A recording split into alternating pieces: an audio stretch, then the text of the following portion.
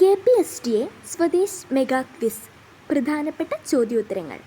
ഗാന്ധിജിയെ അർദ്ധനഗ്നനായ ഫക്കീർ എന്ന് വിശേഷിപ്പിച്ചത് ആരാണ്? ഉത്തരം വിൻസ്റ്റൺ ചർച്ചിൽ.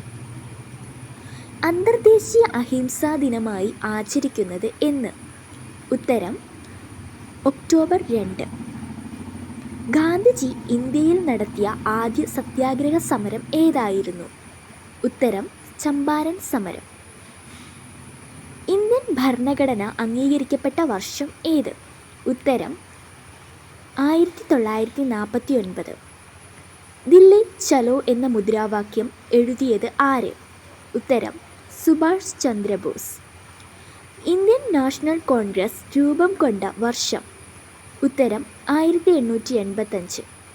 ഗാന്ധിജി ദക്ഷിണാഫ്രിക്കയിൽ ആരംഭിച്ച ആശ്രമത്തിൻ്റെ പേര്? ഉത്തരം ടോൾസ്റ്റോയ് ഫാം. കേരളത്തിലെ ഏറ്റവും വലിയ ദേശീയ ഉദ്യാനം ഏത്? ഉത്തരം ഇരവികുളം ദേശീയോദ്യാനം. വൈക്കം സത്യാഗ്രഹത്തിന് തുടക്കം കുറിച്ച വർഷം ഏത്?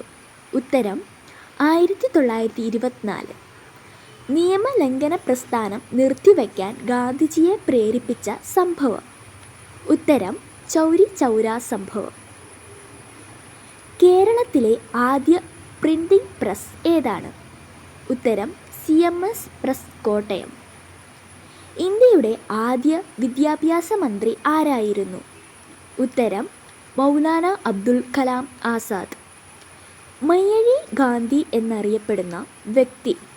ഉത്തരം IK കുമാരൻ. ഇന്ത്യയുടെ ആദ്യത്തെ ആണവ നിലയം സ്ഥിതി ചെയ്യുന്നത് എവിടെയാണ്? ഉത്തരം താരാപൂർ. ലോക മനുഷ്യാവകാശ ദിനം എന്ന്? ഉത്തരം ഡിസംബർ 10. ഗാന്ധി സിനിമയുടെ സംവിധായകൻ ആര്? ഉത്തരം റിച്ചാർഡ് ആറ്റംബറോ. വിവരാവകാശ നിയമം പാസാക്കിയ വർഷം? ഉത്തരം 2005. ദേശീയ വിദ്യാഭ്യാസ ദിനം എന്നാണ്? ഉത്തരം നവംബർ 11. ഒന്നാം സ്വാതന്ത്ര്യ സമരത്തിലെ വീരവനിതയായിരുന്ന ഝാൻസി റാണി ലക്ഷ്മിഭായിയുടെ യഥാർത്ഥ പേര് എന്തായിരുന്നു? ഉത്തരം മണികർണിക. നിയമലംഘനം ആരംഭിച്ച സത്യാഗ്രഹം? ഉത്തരം ഉപ്പ് സത്യാഗ്രഹം. ജയ് ഹിന്ദ് എന്ന മുദ്രാവാക്യം ആദ്യമായി ഉയർത്തിയ നേതാവ്? ഉത്തരം സുഭാഷ് ചന്ദ്രബോസ്.